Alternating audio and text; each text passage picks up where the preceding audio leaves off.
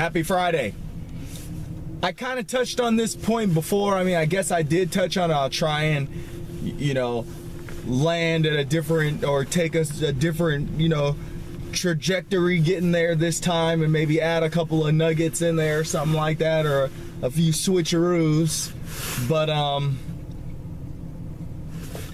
you can't be a hater. You can't be like a jealous person.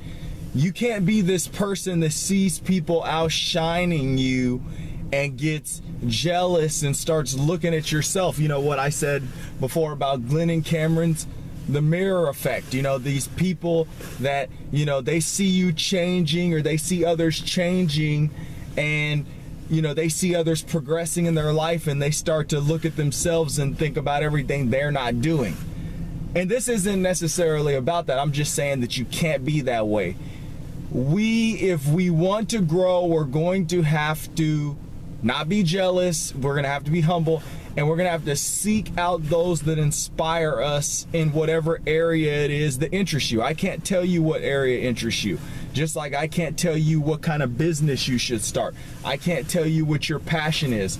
All I can tell you is that you have something inside of you that makes you, feel joy in your heart. It makes you happy. I don't know what that is. You need to find people that are in that area that are doing better than you, that you can look up to and get ideas from, either by watching and observing, or by actually engaging with them and asking them to mentor you or show you the way. Now, I know there's a lot of people that, what does he call it? Man, it'll come back to me, but a guy I know, a very intelligent man I know, had a word for inspired haters or something like that, is what he said. But he's right. We have got to learn as people and as humans that, I like to look at it as back in the day in the Old West, people needed the blacksmith. Why would you hate on the blacksmith? You needed the blacksmith for so many things. You have to appreciate the blacksmith. You know what I mean? Because it was a need. You needed him there. You needed him there to fulfill his purpose. And that's like anything out here. If it's someone that is in your field that is doing awesome, that is doing things that you can't even figure out how to do with absolute ease, you need to be going to them and telling them that they inspire you, and giving them the credit, paying homage, and getting them to teach you that way, teach you their process. You can then in turn build your own process and become better at it yourself. You may even become better than them. Who's to say? You don't know. But this sitting back and, and observing people doing well and not saying anything and not wanting to be that person that, is sweating a person or telling a person that they're doing good, that's what's holding us back as people. You may not get somewhere, in what you do. You may not become great just because of that one part of your attitude. You may have great work ethic. You may have all these other things. But, that the circumventing that process comes from dealing with people who have already went down the road you're trying to go down.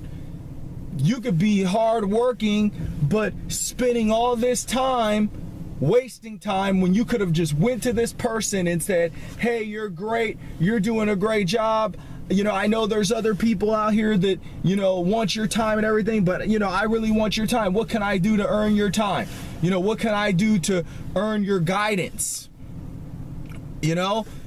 It's like I said, it just doesn't, I don't understand how people in the Old West would have hated on the blacksmith. You might have had like some kind of like business problem with him, but as far as like his skills, you had to appreciate his skills. You had to love him for his skills because they were a need. So, I don't know what to tell you folks.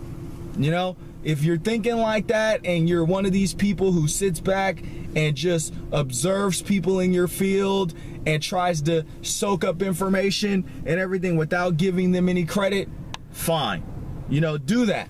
But all I'm saying is this: The nuggets are in the conversations. The nuggets are in that personal time.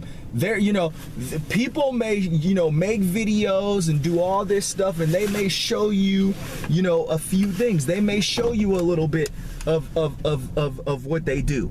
But all those little processes, all those little bitty things, all those extras that are getting them there, quicker and quicker, and the real-time adjustments.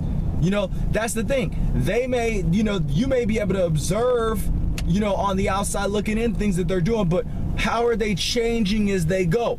Maybe they found a new system, or maybe they found a new way, or maybe they think differently in this at this point in time than they thought last week. I make changes to my life all the time. I just talked about a big change I made the other day that was great. I started limiting my social media and video editing time. I feel great that I did that. My mind is clear. I have more time to focus on other things. If I'm going to mentor someone, I'm going to explain that real-time change to them. Where a week ago or 2 weeks ago or whatever, a month ago, I would have probably given them a different, idea or process that I did. So, real-time involvement with people that are greater than you. Don't hate on people. Don't be jealous about people. Love their skills. Love their abilities. Love them for who they are. Hopefully they're a good person that's worth following. If not, then you probably just want to, kick them to the curb and go find someone else that is. Find someone that resonates with you, that you can have a loyal and fruitful learning relationship with. Happy Friday.